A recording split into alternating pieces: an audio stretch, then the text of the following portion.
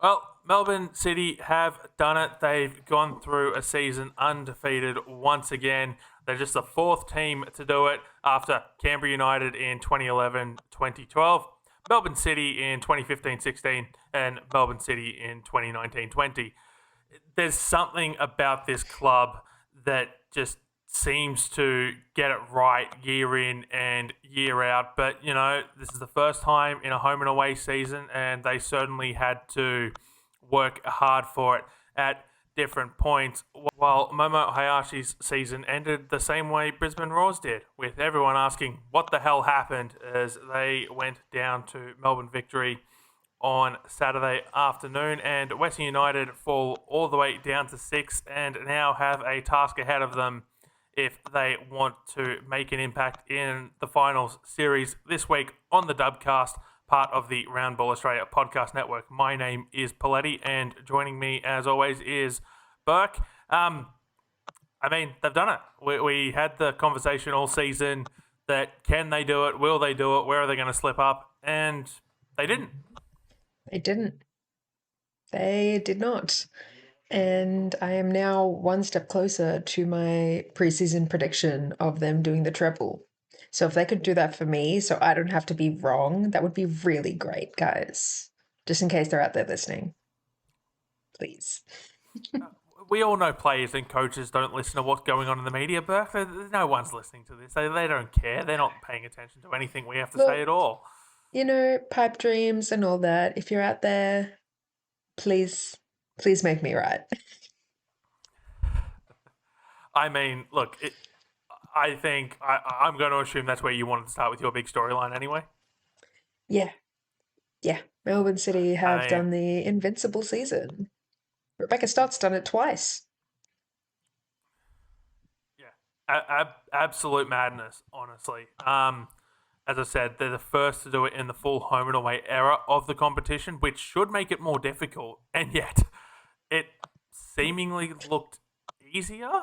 Burke, I think back to that 2015-16 season where it was basically the Matildas, and they won all 12 games in the regular season, and then won both games in the finals to do the entire thing undefeated, or just without dropping any points whatsoever.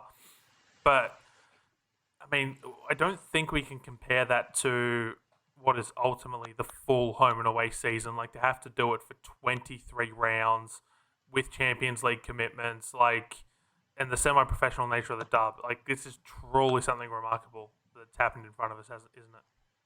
Yeah, it's unbelievable. There were a few, well, there was a point, I think it might have been just before they kicked off the Perth game where I was actually like, it would be so funny if they dropped the ball right here against Perth of all teams. But they didn't. So I was a bit nervy for them for a second there. I was like, they're not gonna they're not gonna do that. Not to me. And they didn't. So thank goodness, because that would have been really bad for me. The I crash out would have mean, been astronomical. it's just I think even looking on the A League men side of things, like the closest we've come to this in certainly times that I can remember was Sydney FC in that massive 2016-17 season that they had, where they had it almost done and then decided to go lose the derby to the Wanderers like 3 weeks before the end of the regular season, which is just such a Sydney FC thing to do. Honestly, like, go lose a derby when all you need to do is you don't even need to win; you just need to draw. Um, so, but yeah, I know it's very hard to compare across eras, to compare across competitions, but um, where do you think this season thus far sits in terms of Australian football history, both for Melbourne City? It has to be the best. Has to be. There's no one's ever done any better or anything close to it. Because, I mean, yes, they did seasons, like you said before, undefeated, and Canberra's done it before too, but none of those have been full home and away seasons. So this is Yeah, probably one of the greatest seasons footballing in Australia, men's or women's, because I don't think has there been an Invincible men's team before? Not that I can think of off the top of my head. I'm not going to pretend like I did the research into that today at all, but I certainly can't think of it. Um, Yeah. does it feel like it might be diminished slightly if City don't go on to win the championship as well?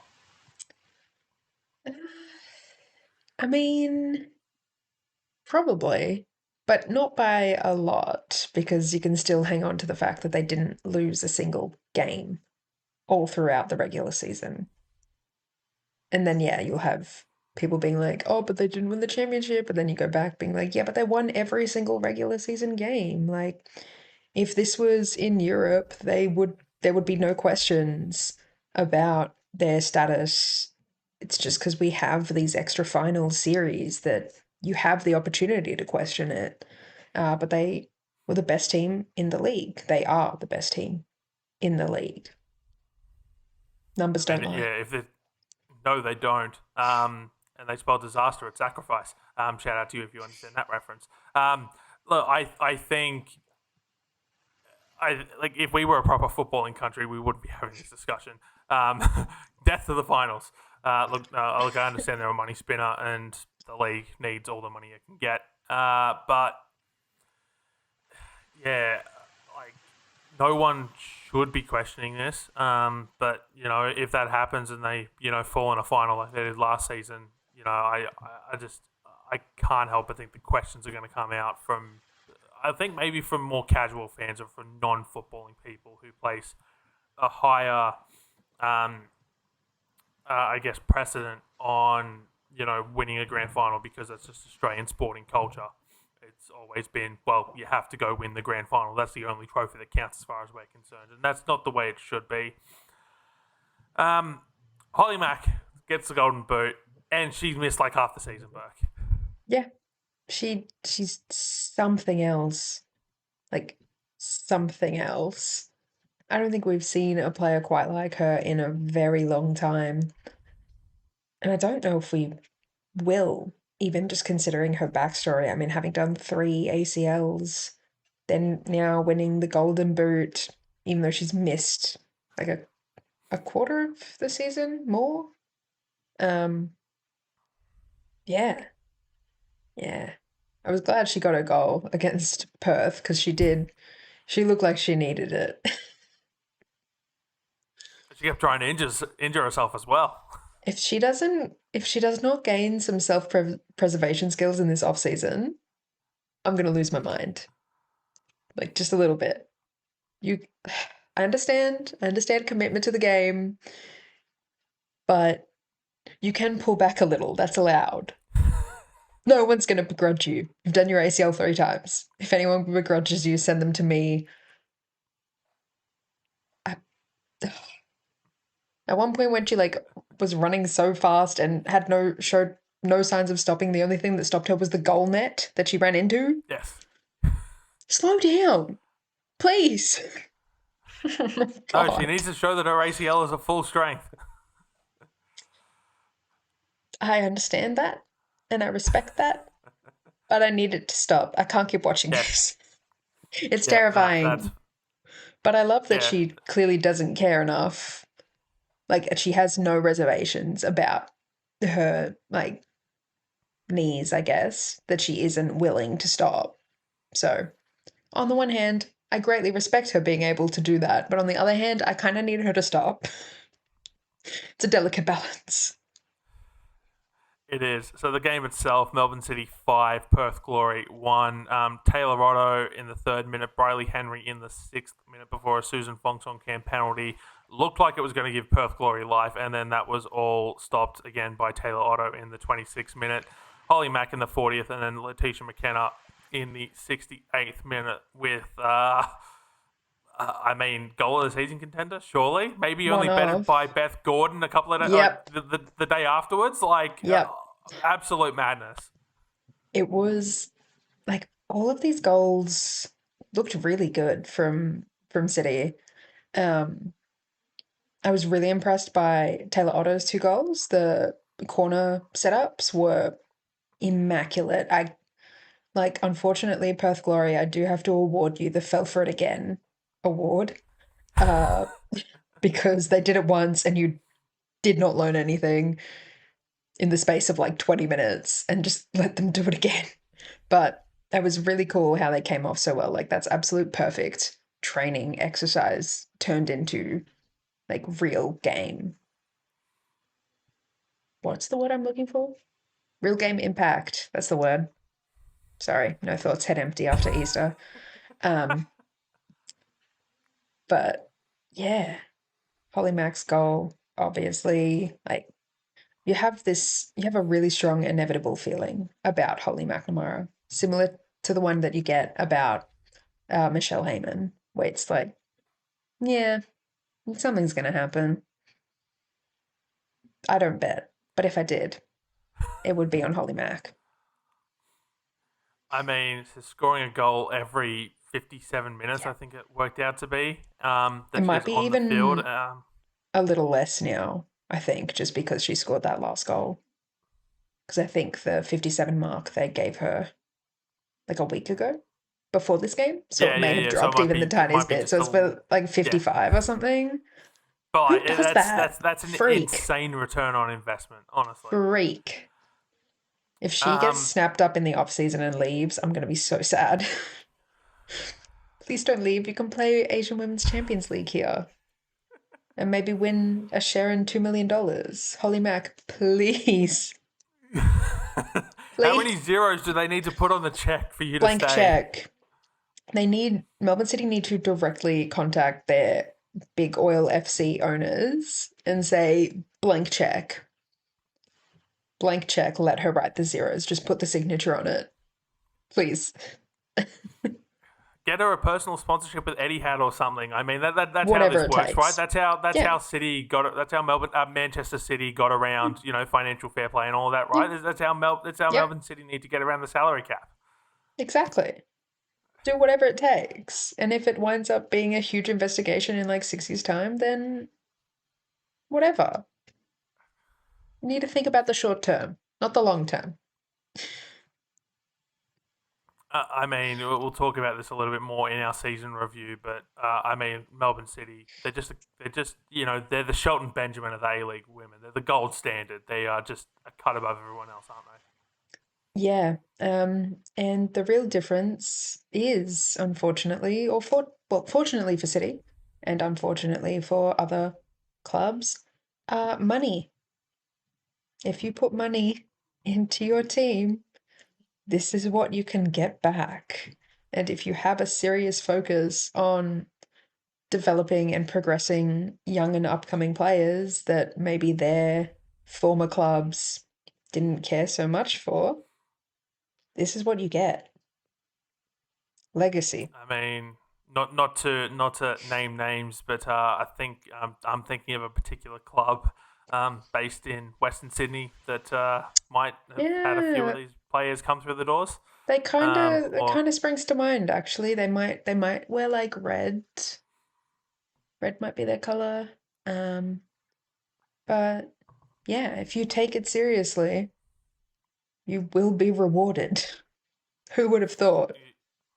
you will be Huge news. indeed, and to the players as well. It meant so much to the players, and I think that was ever. If you stuck around to watch the post game on 10 Play and Paramount Plus, I mean, Taylor Otto, Matriciani both get dumped with the Gatorade. No, sorry, it was Otto with the Gatorade, Matriciani Matriciani with the with the esky. esky full of ice water. Thank goodness. All I'll say is thank goodness modern phones are slightly waterproof, because otherwise I think they might have lost their connection to Matriciani at the ground. Yeah. If only they had a sideline commentator at the ground that wouldn't have necessitated the need for a mobile phone to communicate with the commentator back in the broadcast studio in Sydney. Whatever. I don't want to talk about that now. I did mention earlier, but great celebrations all around. You could just see what it meant to the players. I did talk about earlier about being a serious footballing country, Burke.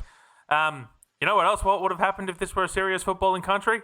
I'm gonna guess they would have had the trophy or the plate there to celebrate with. And that's your cue to go. What the hell is wrong with you people? I don't know if you're gonna have to bleep me for using language there. Can you put like a quacking duck sound maybe over me? I don't know. I think that'd be funny. What is your problem? What is your problem? You have the most winningest, is that a word? We're making it a word, team in the history of the women's competition and probably the men's competition too. And you don't send the Premier's plate to Perth with them. Like, yeah, I get it. If you had have given it to them, it would have been like, oh, why'd you award it to them before the game? Like, why are they traveling with it? They were going to win this game. They were always going to win this game. And they deserve to have the plate awarded to them after the game that they won. And I was watching, we were both, I think, watching it.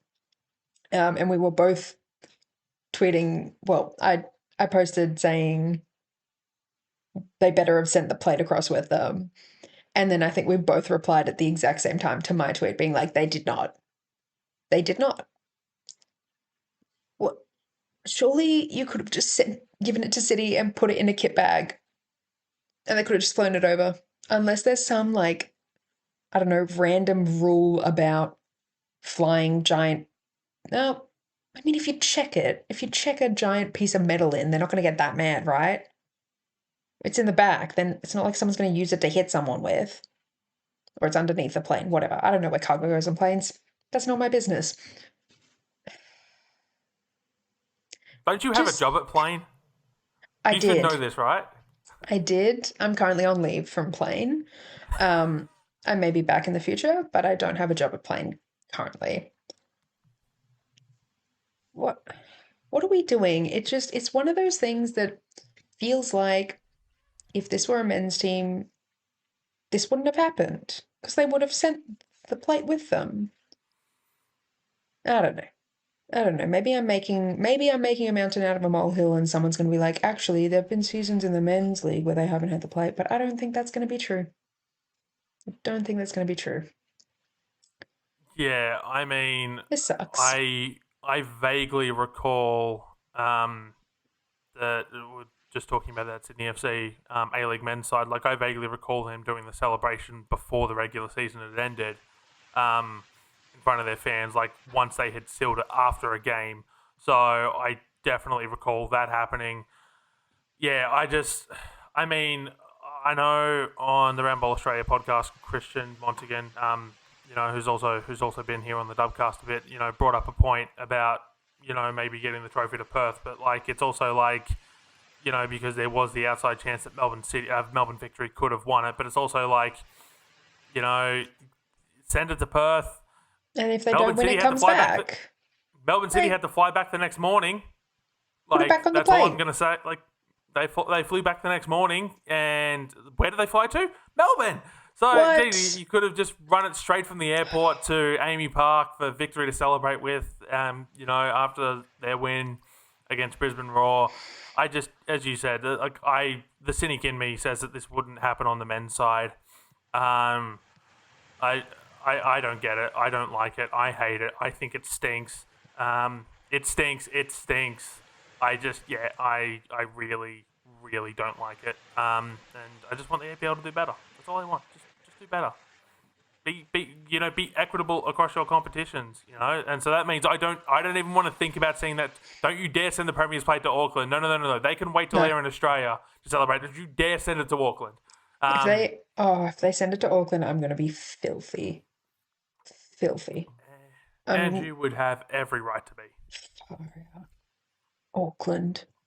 You're gonna send it to another country and you can't even move it within your own country. That stinks. Madness. That stinks. Madness. Did you have anything else you wanted to say on this game, Burke? Mm, Susan Ponsongham is a very good player. I think Perth's entire season would have looked. This is probably better for the review. Whatever. Doesn't matter. Season would have looked completely different, I think, with her. in the squad, and I hope she sticks around so we can see what that would look like next season. Well, I think that gives us a very good segue to some of our other news. So I did see an email today that was sent to Perth Glory members from CEO Anthony Raddick. I'm not going to read out the entire thing because I'll be here all night. But in terms of our A-League women's squad, meanwhile, the plan is to retain the vast majority of the current playing group for next season, and we've already made significant progress in this regard. It has been particularly heartening to see local WA players such as Grace Johnston, Georgia Cassidy, Tijan McKenna, and Charlie Wainwright really flourishing at A-League women level, while the likes of Naomi Chinema, Anya Zog, and Sarah O'Donoghue also impressed during their debut seasons in purple. We look forward to seeing them push on and scale new heights next year. Coach Stephen Peters is on a 2-year deal. They were obviously massively hit with injuries this season, injury replacement players, and the like. I mean, I said this a few weeks ago. I just wanted to see what would have happened if Kelly Brown had the full season. If Kelly Brown a full season at Perth Glory, leading the line, who seems to flourish under Stephen Peters as the coach, and we're probably talking about Perth Glory in finals now. If not, okay, no, I'm not going to say competing for any sort of silverware, but they would have been in finals, I think, had they not had any injury problems. That is a very good squad on paper. So yeah, I hope the likes of Susan Fong Cam come back, the likes of Kelly Brown come back as well, and I can't wait to see what happens to Perth next season, but we'll talk a lot more about that in our season reviews. The other real game of significance this weekend, Melbourne victory 2, Brisbane Roar 0. So this was 2:15 p.m. on Saturday afternoon. It was in the TV slot on 10 Bold. So Em Gilnick was rested, so she didn't get a chance to compete for the Golden Boot. I believe Jeff Hopkins after the game basically said, "Look, it was about rest. Like I know, she got injured previously and was out for a final series, so just want to basically make sure she's there." Not too much from the game, on the game itself to talk about. Tamika Yallop did get injured later in the game. She couldn't walk off the pitch. It looked really bad, Burke. And I think that's putting it nicely. Yeah, it was not good. Obviously hoping for the best. But if you listened to last week's episode, you would recall my hoping for the best doesn't tend to really help anyone, which we will get into a bit later. Mary Fowler has confirmed as doing her ACL, and that's all we're going to say on that because I don't want to talk about it. Yep, someone tried to ask me about it at Easter lunch, and I told them to leave me alone. This was a relative of mine. Sorry to you, but leave me alone. Yeah, not good. Hoping for the best. At this point, expecting the worst. What can you do?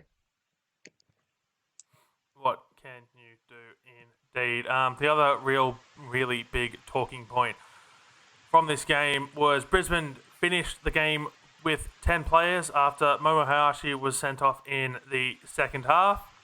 And earlier today on Tuesday, FA put out a press release saying that the match review panel considered an incident involving Momo Hayashi receiving a direct red card. The MRP determined that Hayashi committed the offence of unsporting conduct towards a match official. The minimum sanction for the offence is a 4-match suspension, being the mandatory match suspension plus 3 additional matches. However, the MRP determined that Hayashi committed a Category 2 offence, and the matter will be referred directly to the Disciplinary and Ethics Committee for hearing and determination on whether the offence is sufficiently proven to warrant the imposition of an additional sanction, in addition to the mandatory match suspension, which must always be served. So I think you can read that one of two ways, being a category, and I'm not sure of the ranking system, but proven to warrant the imposition of an additional sanction. I think you could read that as just the mandatory match suspension. But I think the way that I certainly read it initially, and I think the way that it's intended is that this has the chance to be a lot longer than a 4-game suspension, Burke. Yeah. And given that Hayashi was so key to Brisbane Roar, and we saw how much they fell off once she got injured, um, I mean, how long are we looking at here? 2 months I without hope Momo not. Hayashi next season? Like, this is. What did she say to the referee that, has not only earned her a 4-game suspension, but potentially more? Like, what could you possibly say to a referee that is that bad? I'm genuinely so confused by the whole situation because what happened, because I was rewatching the highlights earlier, she gets bodied, like fully bodied by Alana Murphy and hits the deck. Um, and then nothing's called for that, which is clearly what she was speaking to the referee about, because just after that, she goes to the referee and starts talking at her.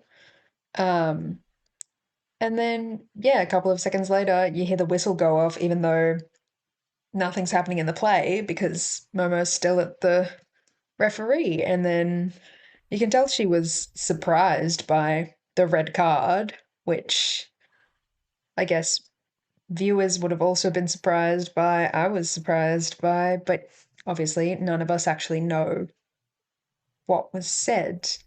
And from what I can see, no one else was near the referee at that point. So it was just Momo and just the referee.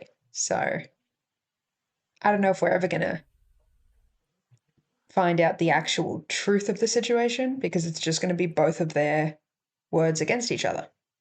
So I mean, I know the unless referees are they, mic'd up to communicate with uh, each other, so we might maybe get that. Well, if maybe they the release assistant, that, but like what I'm saying, no. What I mean is like the assistant refs might have heard it through the referee's mm, microphone, because we know yeah, they're mic'd up to communicate with each other. Like yeah, I yeah, to me this is just it's absolutely baffling. Like I know in other sports, you'll quite often hear exchanges between players and whatnot in the microphones. mm, I think back to an incident in 2022 where then New Zealand warrior Marcelo Montoya was suspended for 4 games because he was caught uttering a homophobic slur on camera because the microphone picked it up. So the technology is there, yeah, um, but we've spoken plenty in the past about A-League Women broadcast. I I'm not going to go there too much more here, but yeah, I think without wanting to speculate too much, I imagine what we'll hear is probably a lot of rumor and innuendo for a while, and then we sort of the truth will lie somewhere in the middle. We'll hear something from one side, we'll hear something from another side. No one's going to say what the full truth is, and it'll sort of be up to our own interpretation, Burke. yeah, yeah. Overall, just a very odd situation, and I guess we're just going to have to wait to find out more. But yeah, very strange. Yep. Other results from the weekend. So Adelaide defeated Sydney 2-1 to go into the finals with a victory. Fiona Wirtz with the brace against her side from last season. Maddie Caspers, Sydney's lone goal in the 20th minute. The Mariners did their part to ensure a home final. Tiana Fuller and Jade Pennick in the 78th and 83rd minutes, respectively. Devon Jackson with the lone goal for Newcastle. Canberra also did their part to try and get a home final with a 3-1 victory over Western Sydney Wanderers. Beth Gordon, we already talked about it, potential goal of the year contender in the 50th minute. Darcy Malone and Ruby Nathan in the 25th and 78th minutes. Bronte True with the Wanderers' lone goal in the 64th. But it was all left for Western United. All they had to do was win, and they would have been playing in Tarneet this week. Instead, they couldn't beat Wellington Phoenix, a 1-1 draw with the Knicks at Porora Park. Sarah Eggersvik with the 75th minute goal, and then the main train continued. Emma Main in the 80th minute there. Annalie Longo announced her retirement after this game. I mean, I don't want to imagine a world without Annalie Longo playing in the dub, Burke, but yeah. Yep, I'm very sad, honestly. Props to them for spoiling the party for Western United because that's very funny. Um, but yeah, that's sad. She's been a great player. She's always been so fun to watch, and I am going to miss her. Um, and she's contributed greatly to the content of the dub when her sweet little dog, Tiger, I believe is the name, ran onto the pitch during one of the games this season. So yeah, I'm going to miss Flea.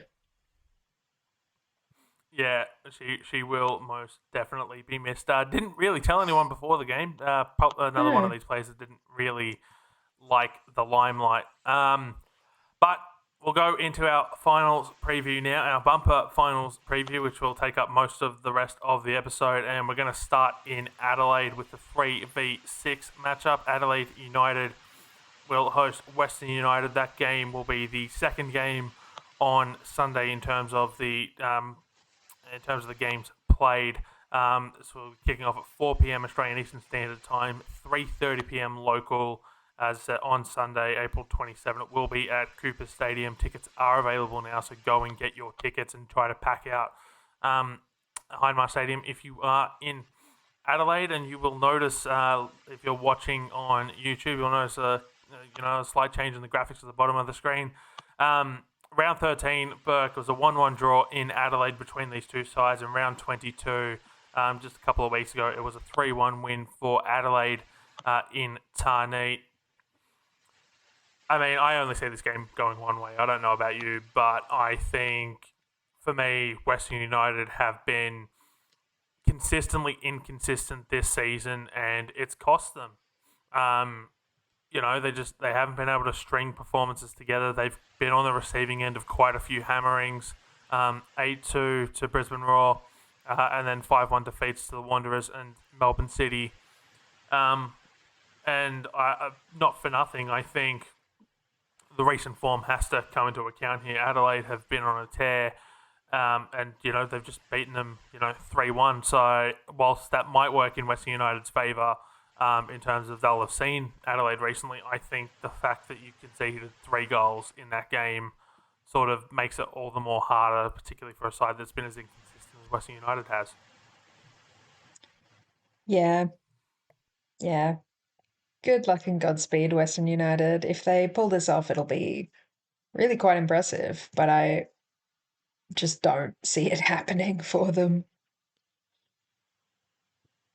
I mean, it's just been such a remarkable turnaround for Adelaide United. Wooden Spoon last year, they're hosting an elimination final now. I believe it's just the second time they've made finals in their history because Yeah, they've historically been bad.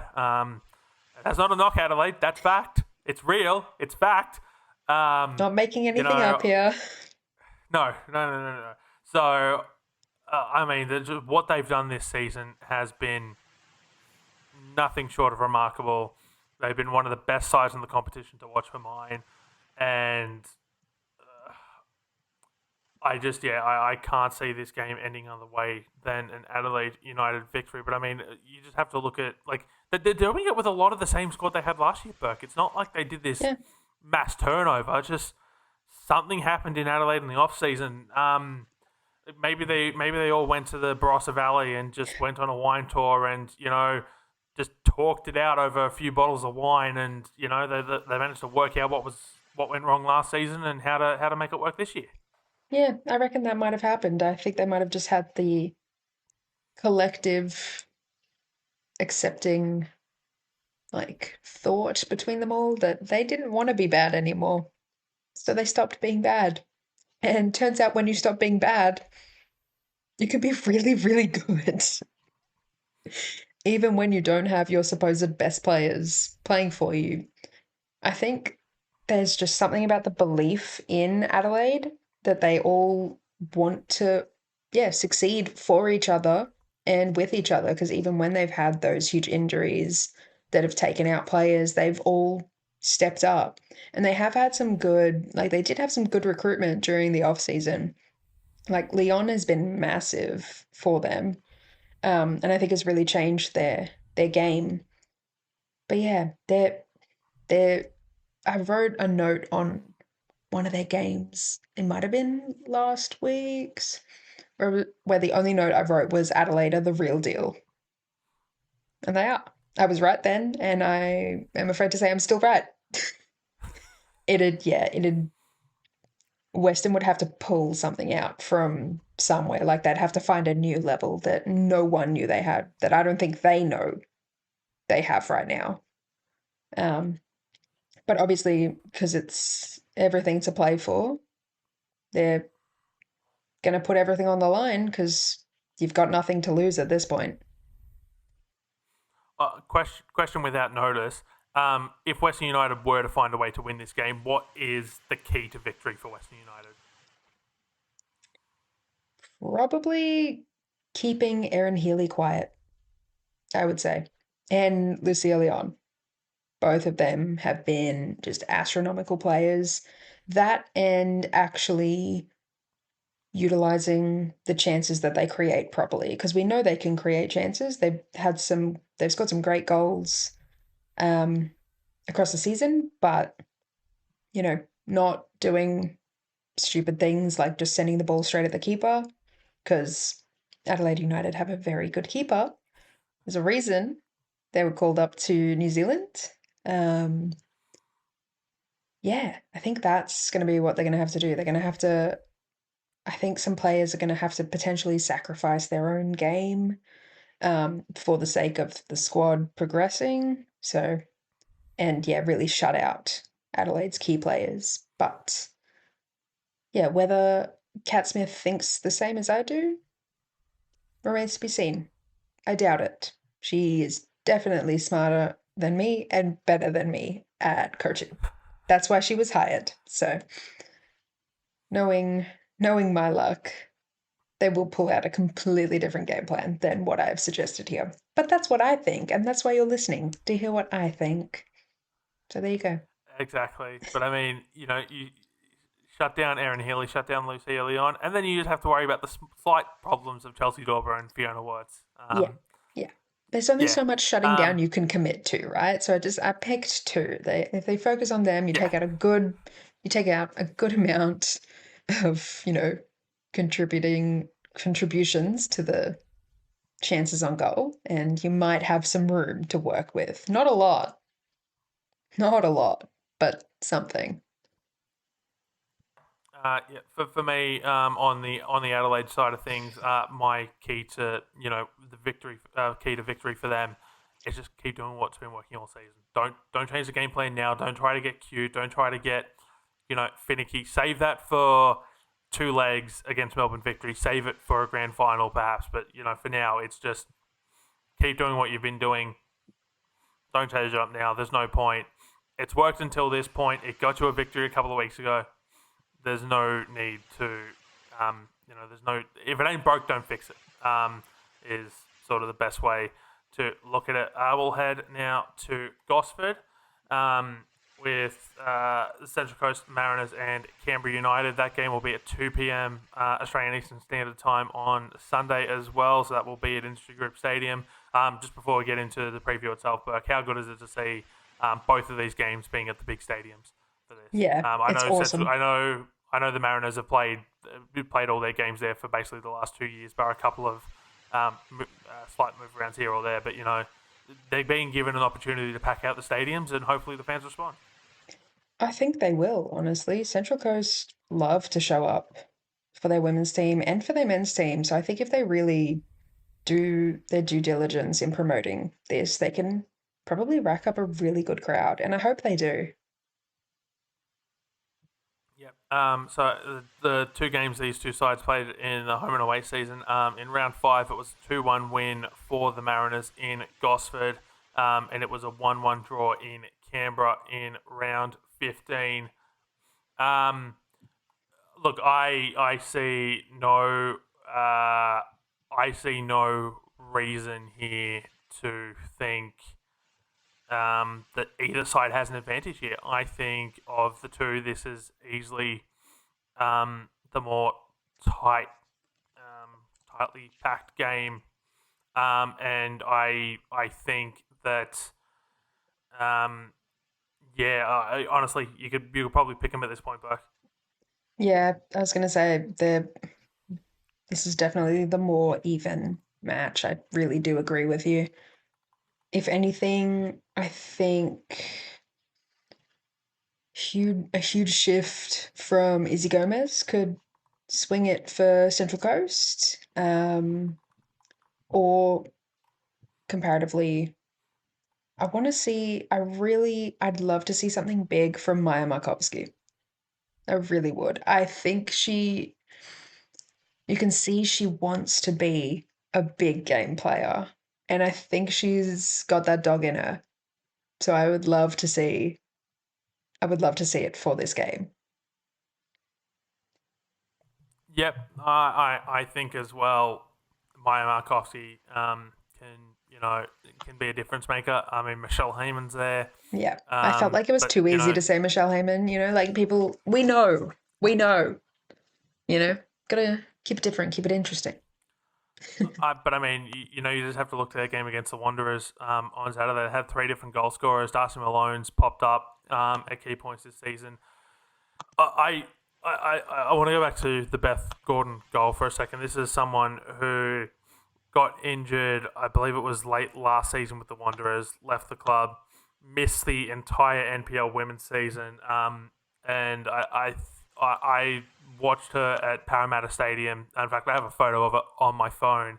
Of her and Stephen Peters just lifting the NPL Women's New South Wales trophy after the Macarthur Rams did the three in a row. Still had the knee brace and everything on, and I just to see her, then get the opportunity again to shine for Canberra this season and come up with a key goal, that helped sort of push them a little bit higher up, meaning that the way the results played out, they don't have to go to Adelaide. Has given her side a real chance at advancing to what would be a game likely against Melbourne City, or a two-legged tie likely against Melbourne City, which isn't the most appealing of prospects. But if and this is going to be my key to victory for Canberra, is it's going to be their shutdown defense. Anthony Yagarinich is a very defensively minded coach. I can absolutely just see them sort of shutting down, grinding out a 1-0 victory, maybe in extra time. That's how I see Canberra winning this game. Burke, and I don't know if you agree with me on that. No, I think that's a really good shout. I think that's probably going to be the best way for them to go about it, considering what they're up against. But it's definitely not going to be easy because it does feel like Central Coast have kind of legs to run for days, which they kind of do. Because that's kind of been their thing, is that they kind of keep persisting in attack until something goes right, which is what they were doing against Newcastle. They have tons of shots on goal. Like they had 33 shots against Newcastle. So they're going to have to be really, really locked in, the defensive line of Canberra, if that's the way they want to take it, which I think they're fully capable of. But they they're going to need to lock in like never before. And then on the Mariners side of things, they've had some injury concerns this season as well. Like they just welcomed back Taryn King, so it'd be interesting to see what sort of role she plays, Burke. But you just talked about the Mariners. They just piled the pressure on Newcastle in that game. Do you think that's the key to victory? It's just simply put the pressure on, perform their attacking best, and let the chips fall where they may, or do you think it might be something else? I think I think that's going to be the go for them. Because we're in the finals now, it's literally do or die. You may as well throw the kitchen sink at it.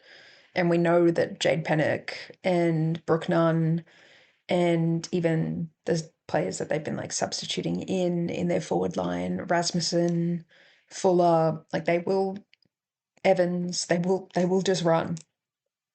Like they are gonna run. and they're not going to stop until pretty much you force them to. So yeah, I think they're going to be throwing the kitchen sink at it. And, as you should, this is finals football. If you don't leave the pitch with nothing left, you've done it wrong, haven't you? Yeah, no, absolutely. So both of those shaping up to be fascinating matchups on Sunday, 2 p.m., then 4 p.m., both games on Paramount Plus and 10 play, which is where I have a problem with the fixturing for these games.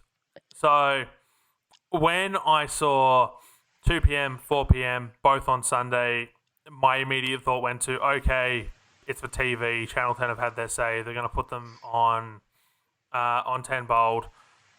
But based on the APL's press release, I don't think that's happening. And that is incredibly, incredibly disappointing, just because there then becomes no need to schedule these on the same day, back to back, with each other. I mean, I know that I look at Sundays is very much so in New South Wales predominantly it's the women's games are all played on Sundays. I know in the NPL competition that's the case, bar the odd Saturday game here or there. For NWS Spirit and Northern Tigers, they've made their home games Saturdays, which is completely fine. But in the top flight, it's predominantly Sunday games, afternoon kickoffs. Most of the women's, age group leagues all play on Sundays as well. So looking very much at a situation where, like you're stopping people from being able to go to the game because they're playing football themselves. And this was a complaint when they put the Western United Sydney FC grand final in that ill-fated grand final deal on a Sunday afternoon when the NPL was going on. Players were, you can't get players to the game. You want to make it a family-friendly time slot, but then you stop kids and families from being able to get there because they might be playing football themselves. I said it at the start, and I'll say it again. I just want the APL to do better. That's all I want. Just, it'd be one thing if these games were being on free-to-air television on 10 bold, and it's like, okay, they're going to be in front of a wider national audience that they otherwise wouldn't have, and I can understand it from that perspective. But when you're sticking them on streaming only, there's no need to have them basically at the same time on the same day and stopping people from actually attending. I can't go to Gosford this week because I will be calling Manly United and RPA Leichhardt at Cromer Park at 5 p.m, which is shaping up to be a heck of a game in NPL New South Wales, and I'm very much looking forward to it. But I can tell you where I'd much rather be on Sunday afternoon. And if I'm going to go north, I don't want to be going to Cromer Park. I want to be going to Gossy Good Times. But, I have bills to pay. Just another mind-boggling decision made by the APL. Yep. Yeah. And hopefully that they don't schedule the rest of the finals this way. It would be nice. Before we head off, I do want to chat about Melbourne City and Melbourne Victory, Burke. So Melbourne City, obviously, they went invincible. So they didn't lose to anyone this season. Against the Mariners, they had a 2-2 draw in Melbourne in round 3 and then a 0-0 draw in Gosford in round 9. That round 9 game was played in incredibly hot conditions. I was there. It was not conducive to good football. Against Canberra, they had a 4-2 win in Melbourne in round 6 and then a 1-1 draw in round 17 in Canberra. And then Western United in round 12, it was a 1-1 draw in Tarneit. And then the round 20 rescheduled game because of Melbourne City's Champions League commitments. They had the dominant 5-1 win, and that was at Casey Fields. So those are the three sides that they can face. The only side they can't face is Adelaide United, which is why you won't see their games against Adelaide United there at the bottom of your screen if you're watching this on YouTube. We'll get more into Melbourne City next week, same with Melbourne Victory, Burke, but just looking at those numbers, and those results, I would back Melbourne City in a preliminary matter against any of the three sides they could come up against and go on to the grand final. Yeah, I mean, I already have. I, yeah, I don't see them losing from here, mostly because I think they're going to have, well, they'll want to win, obviously, just to win, because that's why you play sports. But I think they're also going to want the redemption arc because they won the league last season and then tripped at the final hurdle. I don't think they're going to want to do that again, especially not after having a much better season this time around than last time. So I think they're good for it. Who do you think will be the Melbourne City player of the finals? And you can't say Holly McNamara. I want you to go elsewhere. My immediate thought was, why are you asking me this question? Like, The discussion. what do you think I'm gonna say here? I think. Oh, I'm trying to think who's been having a really good season. They've all been having a very good season. That's how they got to this situation. I think Laura Hughes has been very good this season and very quiet about being good. I think Lords Bosch has been very good. She's led the assist tally for the season, so she's had a lot of influence. Rebecca Stott, obviously. I mean, yeah, there's no one that kind of makes Melbourne City what they are without her, I feel. Yeah, probably any of those players. Oh, Alexia Apostolakis, as per usual. Of course. You, Yep. they just didn't want her. And look at what happens when you want her. Crazy stuff. Yep. Crazy stuff indeed. And then I'll have a look at Melbourne victory now. So against Adelaide, they had that 3-2 win all the way back in round one in Adelaide, and then the 2-1 win just a few weeks ago in Melbourne for the victory. Against the Mariners, they had the 1-1 draw at Unite Round in Sydney, so a neutral venue game. Round 16, it was a 2-0 win in Melbourne, and then a 1-0 win in Gosford in round 23 for the Vuck. And then 2-0 wins against Canberra United in Canberra and Melbourne in round 7 and round 18. But I think what stands out for me here is when I was doing my research to put all these numbers together today, the only side in the top 6 that Melbourne Victory have lost to is Melbourne City, and Melbourne City obviously have not lost to any of them. I mean, without wanting to sound too presumptuous here, are we on a collision course for a Melbourne Derby Grand Final? I think so. I think like, the most obvious real threat to that is Adelaide. So I guess it really depends on how much they want it and if they want to make sure we don't have a Melbourne Derby final. But yeah, from everything, when you look at it, stats wise, numbers wise, everything is all signs point to Melbourne Derby, which would be really interesting if that's what it came down to. But yeah, Adelaide, you have one job.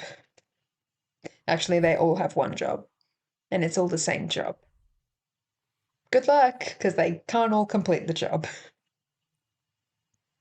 No, they can't. I'll ask you the same question that I asked you about Melbourne City. On the Melbourne Victory side of things, who is the player for you that's going to stand out if Melbourne Victory are to have success in the final series? And I'm not going to limit you in terms of who you can and cannot pick. You have the entire squad.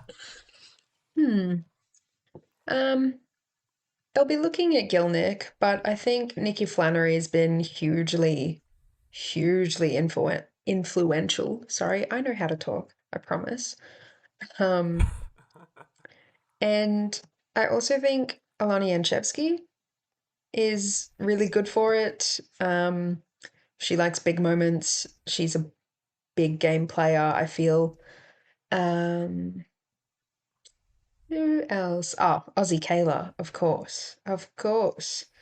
I would love to see her score a header in a final somewhere. Won't say which final I would like to see her do it in, but a final. Yeah. The grand final against Melbourne City, because why not? We'll see. Look, We'll for me, see. we will indeed. For me, I'm going to cheat a little bit here. You know why? Because I'm the one that asks the questions. I get to change the answers, and I get to do what I want. For me, the most influential person in Melbourne Victory's finals campaign is going to be Jeff Hopkins, Yeah. because we know how good he is at getting the sides to peak at the right time and stuff. He can get, inside the players' heads and just, make sure that they're performing as they need to perform. Um, I don't know how well the regular season form will translate into the finals, in terms of the way they performed against Melbourne City, against the likes of an Adelaide as well. So, if he can just get them going, then I see no reason why Victory can't do the improbable either, which might lend itself to Marissa Lodanic's preseason take of 2 out of 3 ain't bad for Melbourne City, where they will win 2 of the 3 trophies.